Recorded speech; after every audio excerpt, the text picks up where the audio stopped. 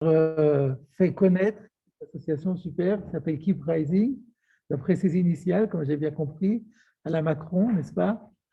Et donc, je tiens à vous dire que je suis très heureux de vous recevoir ici à Mishkonot, aussi bien les jeunes filles que les garçons. Ça fait vraiment, vraiment, ça réchauffe le cœur de voir qu'il y a des jeunes à Paris qui sont prêts à prendre une soirée, à consacrer une soirée pour écouter les paroles de Torah. Vraiment, pour moi, c'est un chizou que vous nous donnez.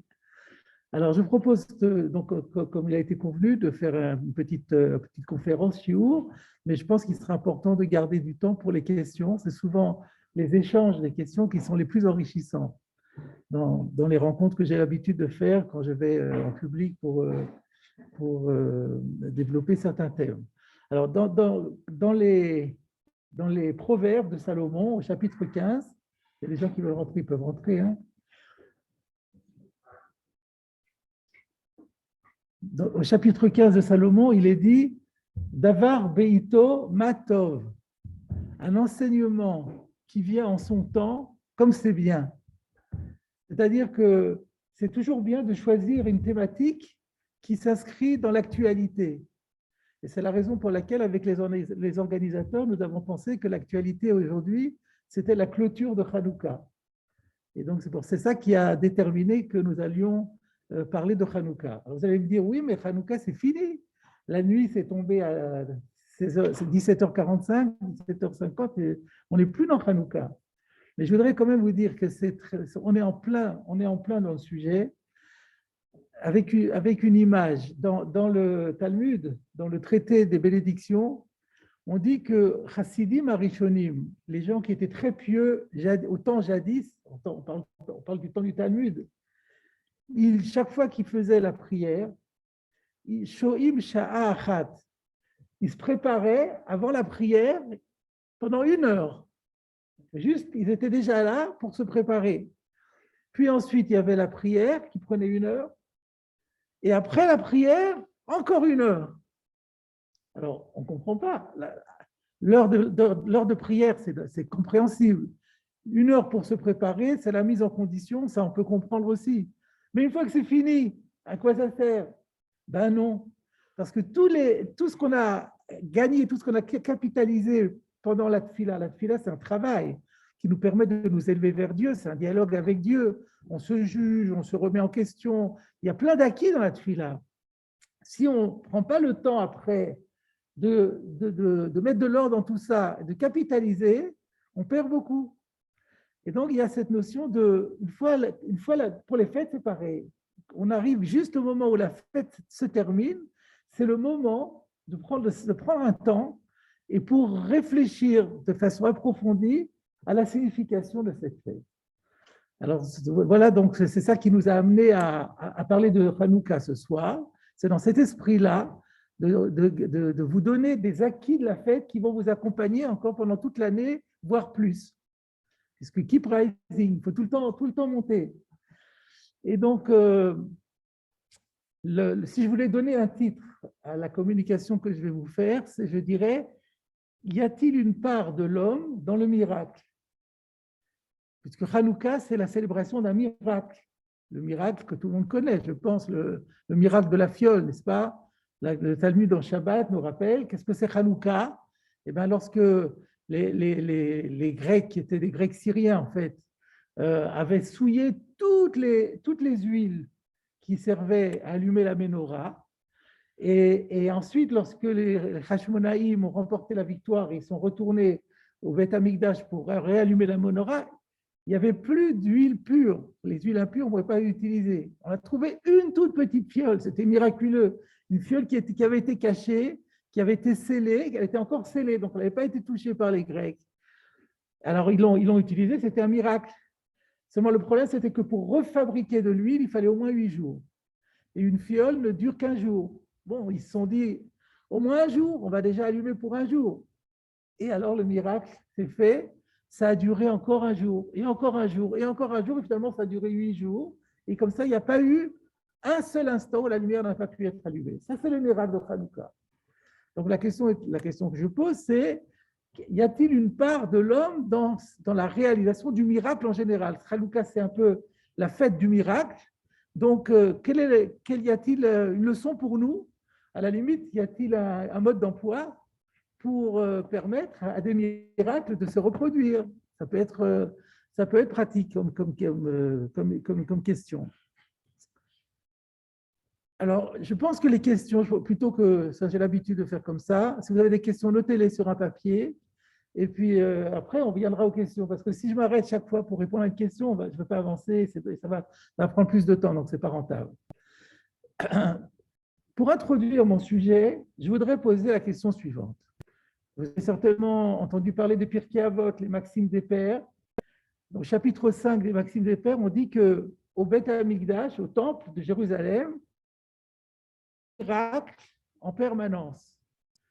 Par exemple, parmi les miracles qu'il y avait beaucoup de viande là-bas, puisqu'on faisait des sacrifices en permanence. On aurait pu penser qu'il y avait de la viande qui va sentir mauvais, qui va pourrir. Il n'y a jamais eu un morceau de viande qui a pourri. Il n'y a pas eu une seule mouche, alors que ça attire les mouches, la viande, lorsque la bête est abattue, ça attire énormément les mouches. Il n'y a pas eu une seule mouche. Le feu sur l'autel devait toujours brûler sans jamais s'arrêter. Mais il a plu, il peut pleuvoir très fort en Israël. C'est le climat méditerranéen.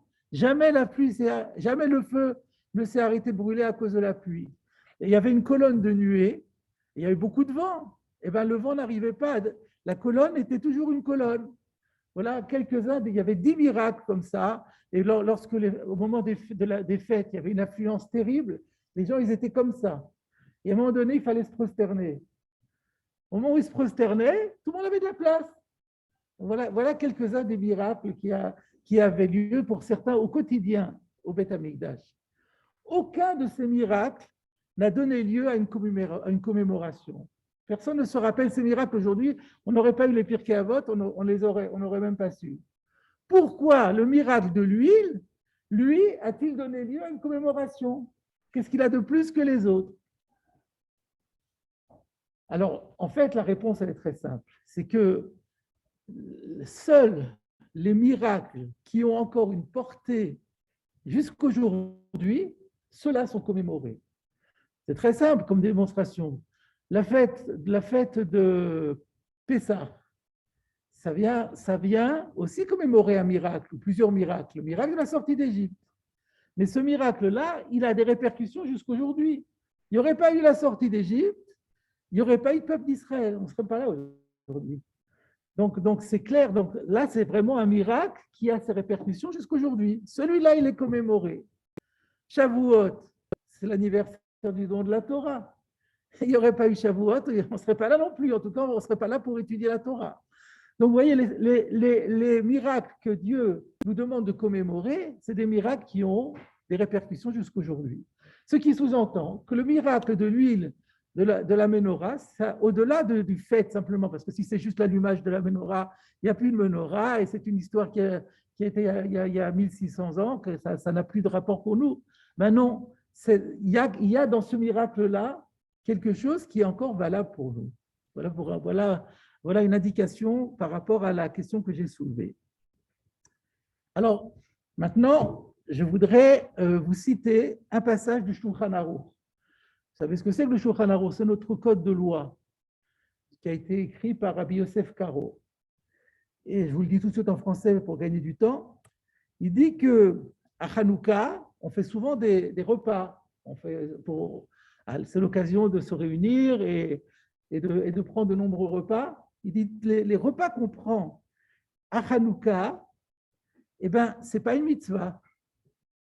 On a le droit de les faire, mais il faut les considérer comme des choses facultatives, quelque chose qu'on organise pour soi, par confort, mais on n'accomplit pas de mitzvah en mangeant des repas particulièrement relevés à Hanouka. Et pourquoi? Parce que quand les Chachamim, nos sages, ont institué la célébration de Hanouka, ils n'ont pas introduit dans cette célébration de rites festifs, de rites de consommation, de manger, de faire la fête et de manger, etc., etc. Il ramène, par contre, il dit, il y en a certains qui disent qu'il y a un petit peu de mitzvah quand même. Alors, c'est un débat intéressant, c'est un débat entre le Rabbi Meir de Rothenburg, si vous avez entendu parler de lui, le Maharam de Rothenburg était un grand maître du Moyen-Âge en Allemagne, qui lui pense qu'il n'y a pas du tout de mitzvah. Et il y a un autre maître qui était à Prague et qui lui pensait qu'il y a une petite mitzvah. Mais enfin, ils sont tous d'accord pour dire qu'il n'y a pas fondamentalement de mitzvah de manger, de boire à Hanouka. Et alors, il y a une question classique qui est posée. Pourquoi il y a cette différence entre Hanouka et Purim?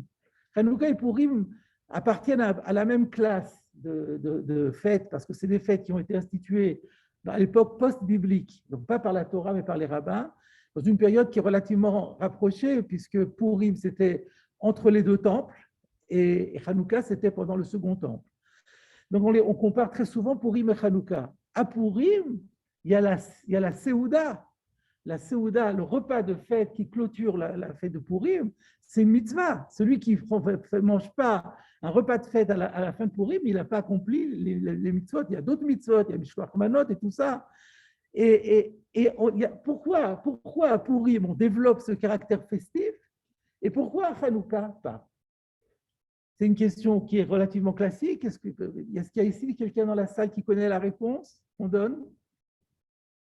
Non, alors je vois que ça vaut la peine que j'aborde. C'est des choses qui sont assez classiques jusque-là.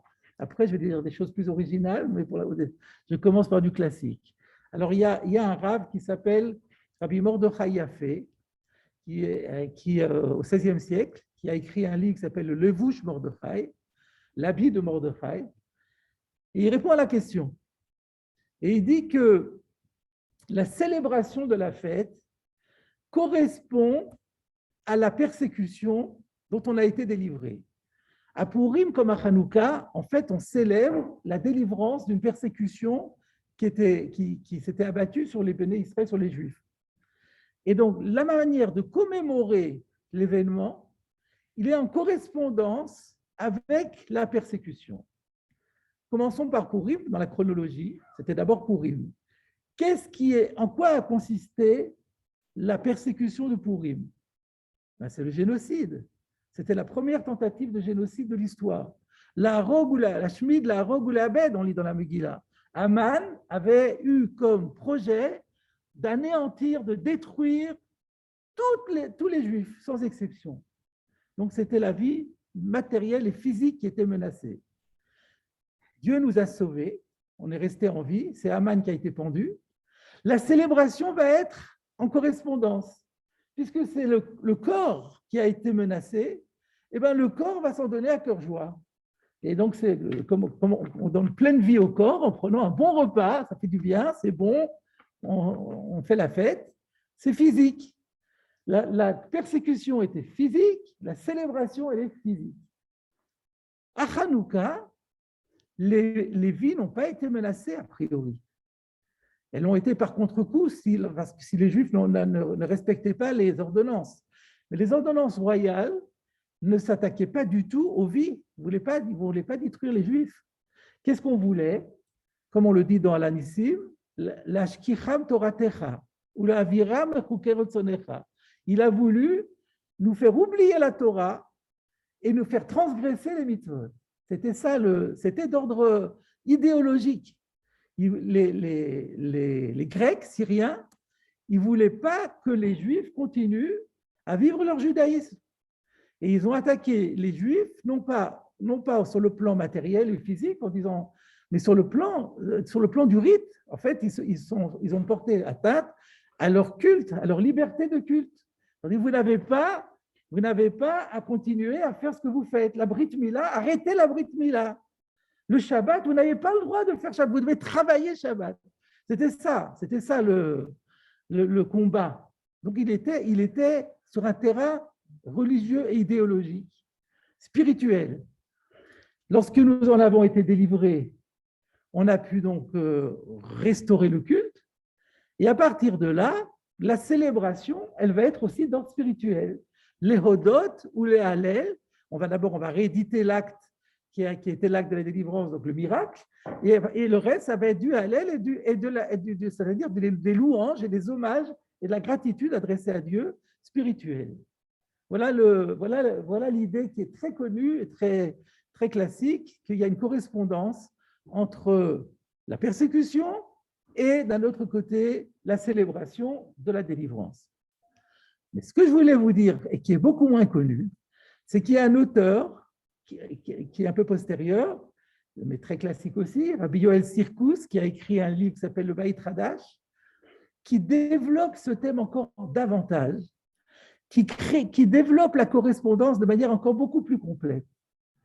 Dans le sens suivant, c'est qu'il y a une correspondance entre la persécution et le comportement des Juifs qui a entraîné la persécution. La persécution n'est pas venue comme ça. Elle est venue, elle a été envoyée par Dieu en réaction à un comportement des Juifs. Donc, il y a eu un comportement des Juifs, il y a eu une persécution qui est venue, il y a eu une prise de conscience des Juifs de l'erreur qu'ils avaient commise, et ils ont fait teshuva par rapport à l'erreur qui a été commise. La délivrance est venue dans le même registre que la persécution et que la teshuva, et la célébration sera toujours dans le même registre. Donc en fait, il y a un cycle énorme de correspondance. Je vous ai donné la théorie, vous allez mieux comprendre en prenant l'exemple de Purim et l'exemple de Hanouka.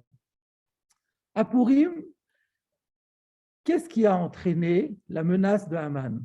Le Talmud pose la question, il y a un traité tout entier sur Purim qui s'appelle Maseret Megillah.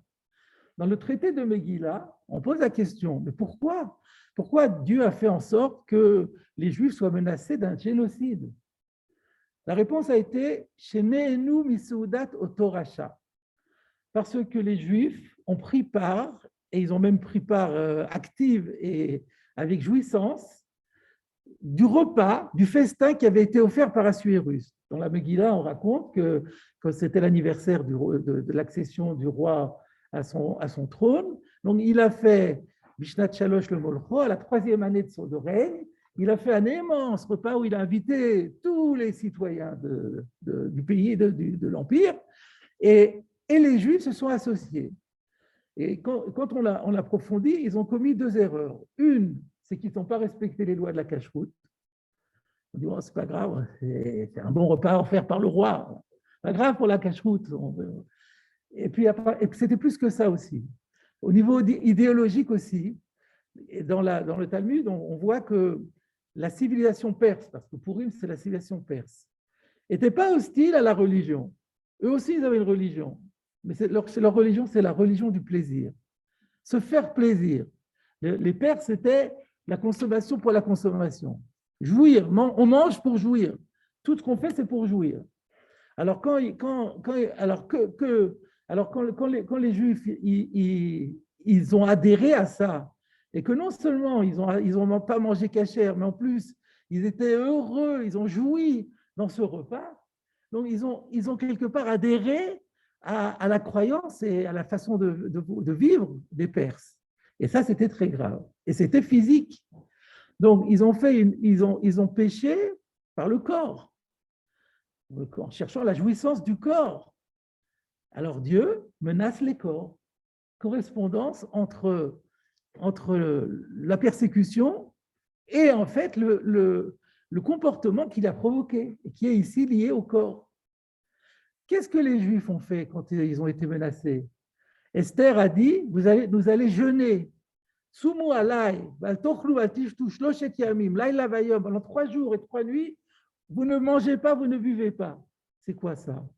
Eh bien, c'est exactement c'est la prise de conscience qu'ils avaient fauté par le corps, et ils ont accepté de se mortifier cette fois-ci et d'imposer une ascèse à leur corps pour comprendre que c'est pas qu'on n'a pas le droit de profiter du monde du Olam Hazé, mais il faut le faire avec sobriété et pas dans un esprit de jouissance. Donc, vous voyez que la Teshuvah, elle était de nouveau dans le même registre. Qu'est-ce qui s'est passé? Les corps des Juifs ont été sauvés. C'est Haman qui a été puni. Donc, il y a une correspondance totale. Depuis le début de la chaîne, le relâchement des Juifs, ensuite la persécution, puis la reprise de conscience, la Teshuvah, le retour à Dieu exactement dans le même registre, puis la délivrance et la célébration va suivre. C'est pour ça que la célébration, elle est de l'ordre du corporel et du matériel, parce que tout était dans ce registre-là. Nous en venons à Hanouka. À Hanouka, ça va être exactement le contraire. Alors, qu'est-ce qui s'est passé? Qu'est-ce qui a généré le fait que les Grecs ont voulu helléniser les Juifs en leur disant arrêtez, arrêtez de. Vous pouvez croire en Dieu, mais arrêtez de pratiquer votre judaïsme, arrêtez de faire le Shabbat, arrêtez de faire la Brit Mila, etc. Pourquoi? Qu'est-ce qui a entraîné ça? Pour que cela arrive, il fallait aussi qu'il y ait quelque chose qui venait, une responsabilité antérieure du peuple d'Israël. Les Juifs à l'époque se sont relâchés dans la pratique juive. Soit qu'ils ne le faisaient pas, ou alors plutôt ils le faisaient, mais de pure forme. C'était un rituel de pure forme, mais le cœur n'y était plus. La ferveur n'était plus là. C'est ça que j'appelle le relâchement. Alors, pour le signifier aux Juifs qu'il y avait un problème là, que c'est pas ça que Dieu attend. Dieu n'attend pas de nous un rituel automatique où on fait des gestes comme ça sans réfléchir, sans signification, sans y mettre son cœur et sa pensée et son amour de Dieu. Alors du coup, on s'est attaqué au culte. Il y a d'ailleurs un midrash qui dit, déjà au début, parce qu'il écrit au début, ils ont interdit, vous savez qu'il y avait au temple, il y avait un sacrifice bi-quotidien. Le matin et l'après-midi, on offrait un sacrifice un mouton et un agneau. Et là, on leur a interdit de le faire. Et après il y a un conseiller qui a dit à Antiochus, il y a encore une mitzvah qu'ils font tous les jours. Si tu arrives à leur arrêter, ils sont fichus. C'est la menorah. Tant qu'ils allumeront leur menorah, ils sont protégés. Si tu les empêches d'allumer la menorah, ils ne pourront plus. Alors, qu'est-ce qu'il a fait? Il a souillé toutes les huiles. C'est pour ça qu'il a fait ça. Il s'est donc attaqué au culte. Donc, parce qu'ils ont failli dans leur culte, ils ont été menacés dans le culte. On trouve la même correspondance. Et ils ont pris conscience de cela. Et donc, qui était en première ligne? Qui sont les représentants du culte au temps du Beth Amikdash? C'est les prêtres. C'est les Kohanim qui représentent tout Israël pour offrir les sacrifices. Donc, ce n'est pas un hasard si c'est justement les Hashmonaïm, Ibn Batityahu, Ben Yochanan, Kohen Gadol, Hashmonaïm Ubanav, les Hashmonaïm, c'était des Kohanim. C'est les Kohanim qui sont montés en première ligne et qui ont décidé de résister, de prendre les armes, de risquer leur vie. C'était des gens qui n'avaient jamais été formés à la guerre, ils étaient peu nombreux. Ils ont dit, on va se battre, on ne va pas nous interdire à nous d'allumer notre menorah, de faire la Brit Mila, de célébrer le Shabbat. Ça n'est pas possible. Et donc, c'est pour ça ils se sont ressaisis et ils ont fait Teshuvah dans le domaine en question. Donc, ils ont été délivrés dans le domaine en question et pour signifier, Dieu a voulu leur montrer qu'ils avaient bien vu, qu'ils avaient bien compris la leçon et que ce sur quoi ils avaient fauté, ils l'avaient bien réparé. Le miracle a eu lieu justement sur cela. Le miracle a été sur cette huile qui est le symbole du culte. C'est là-dessus qu'il y a eu le miracle, pour leur montrer que voilà, ils avaient réparé par là où ils avaient fauté. Étant donné que tout a été au niveau du culte, alors la célébration ne va pas être d'ordre corporel, elle va être de l'ordre de l'hommage à Kadosh Baruch Hu. Elle va être, et c'est pour ça qu'on ne mange pas, on peut manger, mais c'est pas, le repas n'a pas valeur de mitzvah. La mitzvah, c'est le halel qu'on récite, c'est la hoda'a, c'est l'acte de gratitude que l'on fait, parce que c'est spirituel et que tout était dans la spiritualité. Voilà le message que je voulais, je n'ai pas terminé, mais voilà l'idée plutôt que je voulais développer, c'est qu'il y a donc une chaîne qui conduit depuis le début jusqu'à la fin. Il y a quelque chose qui est intéressant, qui s'explique très bien après ça, parce qu'il y a un petit mystère à propos de Hanouka. Vous savez qu'il y a une Megillah qui raconte l'histoire de Hanouka, ça s'appelle le rouleau d'Antiochus, Megillat Antiochus.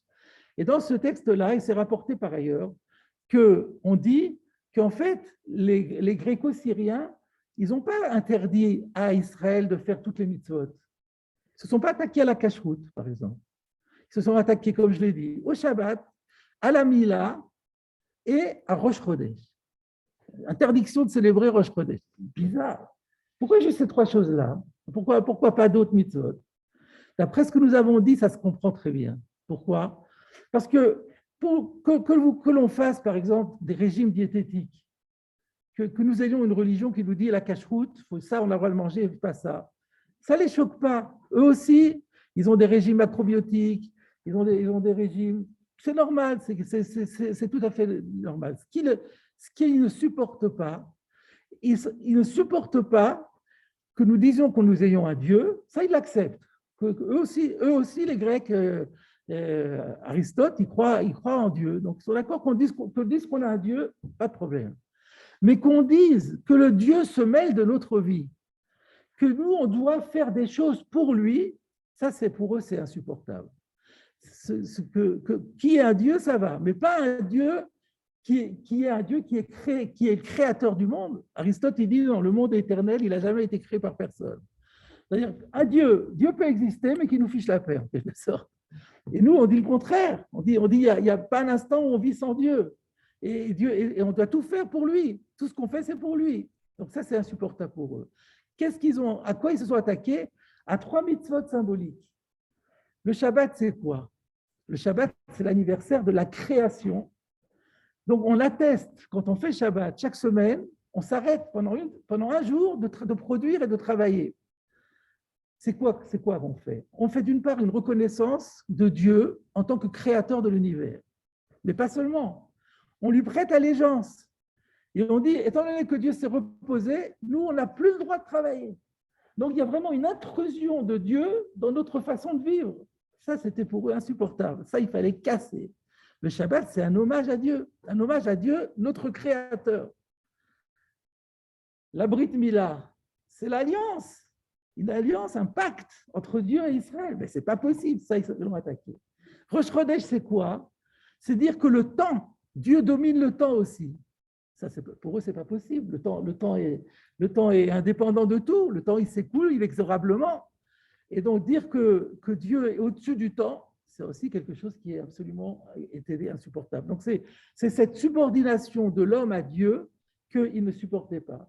Et Hanouka, c'est ça. Hanouka, ça a été, nous prenons les armes et nous sommes prêts à sacrifier notre vie pour montrer à Kadosh Baruch Hu que non seulement nous croyons en lui, mais nous savons que c'est lui qui veille sur nous, c'est lui qui contrôle tout ce qui se passe et que rien ne se fait ici-bas sans qu'il ne l'ait décidé. Voilà la leçon que nous donne le Beit Hadash. Alors, j'en ai bientôt terminé. Et simplement, je rajouterai encore un point. Dans ce Beit Hadash, il rajoute parce qu'il commence à découler de ce que nous disons, que ce qui a provoqué le miracle, c'était en fait la Teshuvah qui avait été faite par les hommes. Aussi bien à Purim qu'à Hanouka. Elle était d'un autre ordre. N'empêche que c'est cette Teshuvah-là qui a permis au miracle de se produire. S'ils n'avaient pas fait Teshuvah, qu'est-ce qui serait arrivé? Dans le Beit Hadash, il rajoute un point très important. Il dit que ce qui a permis au miracle de Hanouka de se produire, c'est aussi parce que les Hashmonaïm et les Juifs qui se sont battus à l'époque, ils ont risqué leur vie. Ils ont fait don de leur vie, même s'ils ne sont pas morts. On appelle ça en hébreu Mesirut Nefesh. Donc, pour permettre au miracle de se produire, il faut d'abord, donc, effectivement, essayer de se remettre en question et de corriger ce qui demande à l'être, mais pas seulement. Il faut faire Mesirut Nefesh. Alors, le problème, c'est, oui, mais comment définir la Mesirut Nefesh? Là-bas, c'est clair, ils ont risqué leur vie parce que c'était un combat face à des goyim qui voulaient les persécuter. Mais nous, dans la vie de tous les jours, on n'est pas amené à risquer notre vie. Comment on peut définir dans une vie de quelqu'un qui vit au XXIe siècle la Mesirut Nefesh? Alors, la dernière citation que je voudrais faire, j'ai bientôt terminé, je voudrais vous citer un passage du Talmud dans le traité Berachot que j'ai déjà cité tout à l'heure, page 20. Là-bas, il y a un auteur qui dit « Je ne comprends pas comment ça se fait que les anciens arrivaient à provoquer des miracles et nous, on n'y arrive plus. » Les anciens, par exemple, il suffisait, quand en Israël, il y avait la sécheresse, la pluie ne tombait pas, c'était une catastrophe. Il suffisait que le maître enlève sa chaussure et ça se mettait à pleuvoir. Nous, pas on enlève nos chaussures, on jeûne, on prie, rien ne se produit. Donc, on lui pose la question, comment ça se fait que nous, on n'a pas le miracle alors que les autres le miracle? Et ne me dis pas qu'ils étudiaient mieux que nous, au contraire, on en sait plus qu'eux ne savaient, ils développent, ils développent, ils développent. Et la réponse, elle est quoi? Eux, ils faisaient Messirut Nefesh, et nous, on ne fait plus Messirut Nefesh. Donc, ça confirme ce qu'on dit que la Messirut Nefesh, c'est quelque chose qui est fondamental dans l'accomplissement, le process qui conduit au miracle. Alors maintenant, c'est quoi la Messirut Nefesh? La Gemara demande, c'est quoi la Messirut Nefesh? Elle dit, voilà l'histoire. Il y avait une fois une femme qui s'est habillée avec Karbalta. Alors, on ne sait pas trop exactement ce que c'est Karbalta. D'après le commentaire de Rashi, on comprend que c'était un vêtement particulièrement excitant. C'est très sexy, semble-t-il rouge, mais aussi qui était vraiment très excitant pour les hommes. Et alors, le rabbin en question a cru que c'était une juive qui était habillée comme ça. Alors, il va auprès de cette femme, il saisit le vêtement, il le déchire en 1000 morceaux. Il s'est avéré que ce n'était pas une juive, c'était une QTN, c'est-à-dire c'est une peuplade qui s'était convertie au judaïsme, enfin la conversion n'était pas valable, c'est des non-juifs en fait. Alors elle l'a assigné en justice et il a été obligé de payer une amende très forte de 412. Et il a dit, ben, si j'avais été un peu plus, je ne m'étais pas précipité comme ça, j'aurais réfléchi, j'aurais vu que tu n'étais pas juif, j'aurais pu économiser 412. Voilà l'histoire. Et ça, la Gemara dit, c'est Messirut Nefesh. Donc c'est quoi alors? Qu'est-ce qu'on peut arriver à tirer de ça? Donc un de mes maîtres, Rav Wolbe, explique, en fait l'idée, la Messirut Nefesh, c'est se dépasser, c'est aller jusqu'au bout de ses forces. Là, le Rav, il était tellement scandalisé, il n'a pas commencé à faire son enquête, qui c'est, etc. Il est allé jusqu'au bout. Et en fait, ça lui a été quelque part, il n'a pas regretté parce que dans son esprit, il a fait quelque chose qu'il fallait faire. Il croyait que c'était une juive. Mais ça montre qu'il avait mis toutes ses forces, dans quelque chose, pas juste un petit peu. Y aller jusqu'au bout, ça s'appelle Messirut Nefesh. Hier, j'étais à l'inauguration d'un mikvé et j'ai vu il y avait l'architecte qui avait travaillé là-dessus. On m'avait dit qu'il avait travaillé jour et nuit pour que ce mikvé soit le plus réussi possible. Et il était tellement ému lors de l'inauguration qu'il s'est mis à pleurer. J'ai vu que ce monsieur, il avait mis toutes ses forces dans cette construction. Ça, c'était ce qu'on appelle une Messirut Nefesh. Alors voilà, mes chers amis, la leçon, la réponse à la question qui était pourquoi est-ce qu'on célèbre le miracle de Hanouka alors qu'il y a d'autres quantités de miracles qu'on ne célèbre pas? Parce que la leçon de Hanouka, elle est toujours actuelle. Quelle est cette leçon? La leçon, c'est que des miracles, il peut y en avoir tous les jours. Mais le miracle ne se produira pas si on n'y met pas d'une autre. Et pour y mettre d'une autre, il faut bien sûr manifester à Dieu notre amour, notre fidélité, à la fois au niveau de la pratique matérielle, le Shabbat, la cacheroute, mais aussi au niveau de la ferveur que nous mettons, de l'amour, du cœur que nous mettons, des intentions que nous mettons dans ce que nous faisons pour montrer à Dieu vraiment que c'est lui qui est au-dessus de toute considération pour nous. Et pour cela, être prêt à aller jusqu'au bout et à mettre le paquet, à mettre toutes nos forces de là. Et à ce moment-là, même si on n'y pense pas, tout d'un coup, on voit que le miracle se produit. Alors le miracle, ce n'est pas toujours des miracles. Vous savez qu'il y a deux sortes de miracles. Il y a le miracle caché et le miracle dévoilé.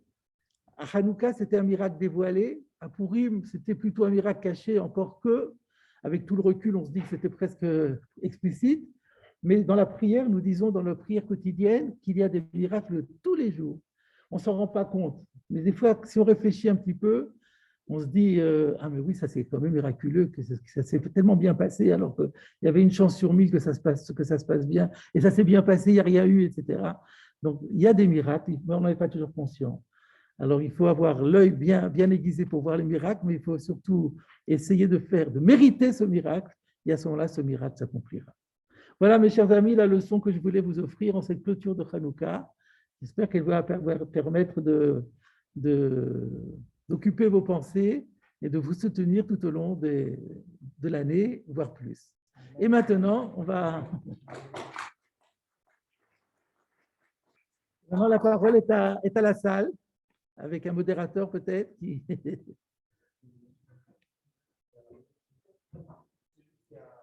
Alors, si je peux, en même temps pour faire votre connaissance, c'est encore plus sympa, chaque fois vous vous présentez et puis vous posez votre question. Oui.